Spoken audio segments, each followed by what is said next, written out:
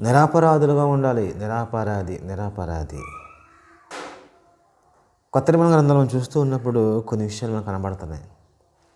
దేవుడు తన పిల్లల్ని పక్కాగా, ఖచ్చితముగా నిరపరాధులుగా ఉండాలని ఆయన ఆశపడుతున్నట్లుగా వ్రాయించిన మాటలు మనకు కనబడతాయి. నిరపరాధి అంటే అపరాధం లేనివాడు. ఒక తప్పైనా కనపడనివాడు, తప్పు చేయనివాడు, తప్పు ఎంత వెతికినా దొరకనివాడు నిరపరాధి. తప్పులు వెతుకుతూ ఉన్నప్పుడు ఒక విషయంలో కూడా అపరాధిగా తేల్చబడని వాడే నిరపరాధి. అది ఈరోజు మన సుగుణం ఏంటంటే, దేవుడు కానీ ఈ లోకంలో ఉన్నవారు కానీ మన వైపు చూస్తున్నప్పుడు మనం ఏ విషయంలోనైనా కానీ అపరాధిగా మనం నిరూపింపబడకూడదు, రుజువు అవ్వకూడదు.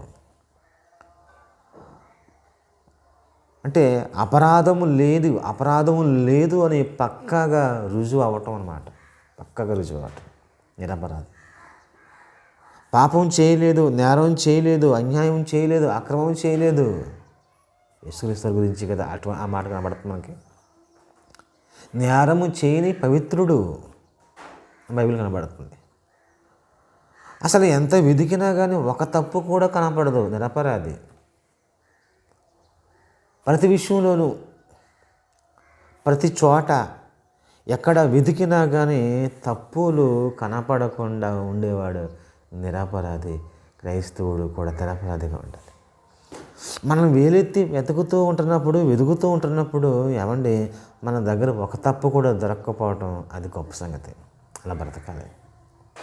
నీలో ఈ తప్పు ఉంది, నీలో ఈ తప్పు ఉంది, తప్పు అని చెప్పేసి మన వైపు చూసి తప్పులు గుర్తించి తప్పులు చెప్పటానికి వాళ్ళకి వీలు లేకుండా మనం ఉండాలి. అదే ఆ తత్వమే, ఆ జీవితమే నిరపరాధులుగా ఉండాలి. మనం చూస్తున్నప్పుడు జకరియా గారు కనబడుతున్నారు, ఎలిజబెత్ గారు కనబడుతున్నారు. వాళ్ళు చక్కగా సేవా జీవితాన్ని చేసుకుంటున్నారు. దేవుని యొక్క మందిరంలో యాజక ధర్మం చేసుకుంటున్నారు. యాజక ధర్మం చేస్తూ ఉంటున్నప్పుడు ఆ యాజక ధర్మములో వాళ్ళ గురించి దేవుడు ఏమని వ్రాయించాడు, ఏమని సాక్ష్యం చెబుతున్నాడు జీవగ్రంథంలో అని అంటే, వారిద్దరూ ప్రభు యొక్క సకలమైన ఆజ్ఞలు చెప్పారు. సకలం.